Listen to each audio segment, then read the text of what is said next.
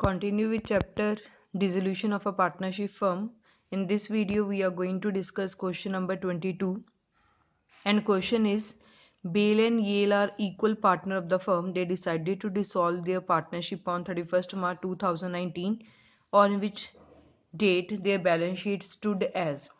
L और Bell दो partner हैं, वो अपनी फर्म बंद करने लगे हैं और आपको उनकी बैलेंस शीट गिवन है और कुछ एडजस्टमेंट्स गिवन है। सबसे पहले हम एसेट्स को ट्रांसफर करते हैं।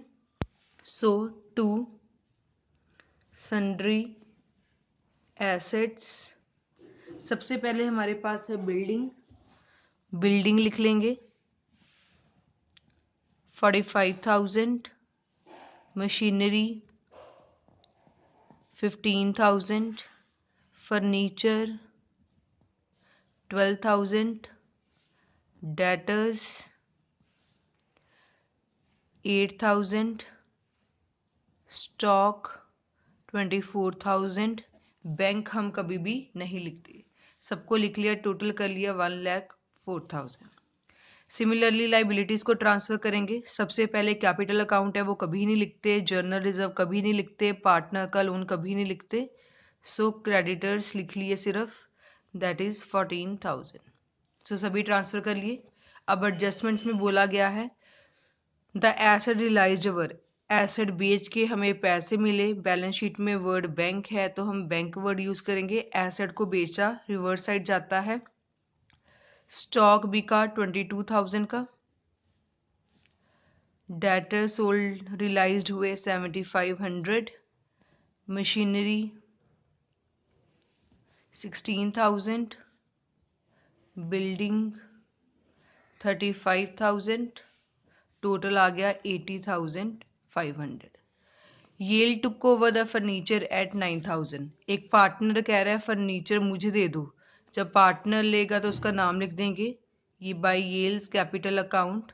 फर्नीचर ले लिया है 9,000 का, सो लिख लिया 9,000।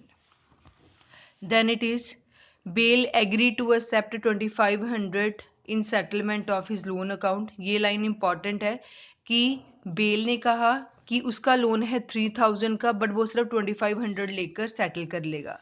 तो वैसे तो हम पार्टनर का लोन यहाँ नहीं लिखते, बट जब कंपनी को फायदा हो रहा है तो फायदा जरूर लिखेंगे।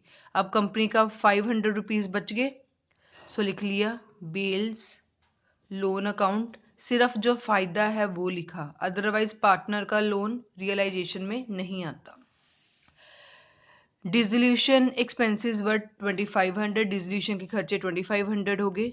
सो to bank account realisation expense 2,500, खत्म। बस हमने एक बात पढ़ी थी, जिन क्रेडिट लाइबिलिटीज के बारे में कुछ नहीं कहा जाता उनकी पूरी पेमेंट कर दो। सो क्रेडिटर्स के बारे में कुछ नहीं कहा गया, उनकी पूरी पेमेंट कर देंगे 14,000। हाँ जी, इट इज़ कंप्लीटेड। टोटल किया, यहाँ डेबिट साइड का टोटल ज़्यादा आ रहा है 1,20,500, 1,20,500 माइनस कर लिया, लॉस आ गया 16,500। तो यहाँ लिख दिया by loss transferred to Bell Yale, equal partner है, दोनों में हाफ हाफ बांट दिया 8250। Realisation account complete. Now partners capital account. सबसे पहले पार्टनर के कैपिटल के बैलेंस दिखेंगे, जर्नल रिजर्व है वो उनमें बांट देंगे। सो रिवर्स लिखना है, इजी है याद रखना।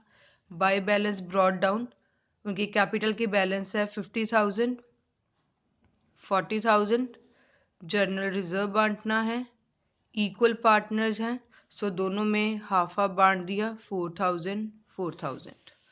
और लाइबिलिटी साइड कुछ भी नहीं है डिवाइड करने के लिए, एसेट साइड भी कोई लॉस नहीं है। So balance sheet completed. अब यहाँ किसी पार्टनर का नाम आया नहीं, यहाँ किसी पार्टनर का नाम आया, यहाँ येल का कैपिटल अकाउंट आया था तो वो लिख लेंगे। बेल का लोन अकाउंट नहीं आना, लोन अकाउंट सेपरेट होता है।